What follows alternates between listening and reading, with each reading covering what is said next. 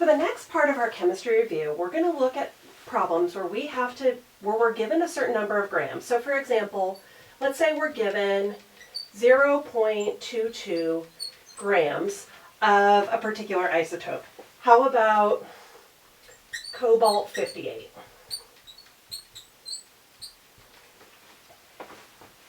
I might ask you how many atoms are present. And in a question like this, in reality, I'm never going to ask you how many. This would not be all that a question is asking.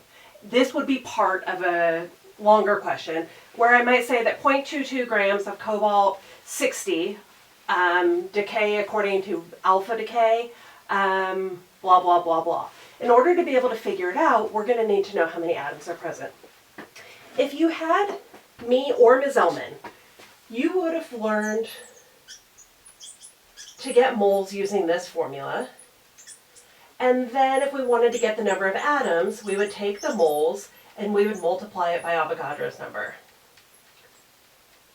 If you had a different teacher, you might have learned to do it differently. So if I'm given 0.22 grams of cobalt 58, 0.22 is the mass. I'm going to solve for the moles, which means I need to plug in the molecular weight. By me telling you it's cobalt 58, you use that as the molecular weight rather than what's on the periodic table. Now dividing 0.22 divided by 58 gives me 0.00379 moles. The question wants me to find the number of atoms. So I'm going to now use the second formula. Number of atoms equals my moles times Avogadro's number, which is 6.02 times 10 to the 23rd,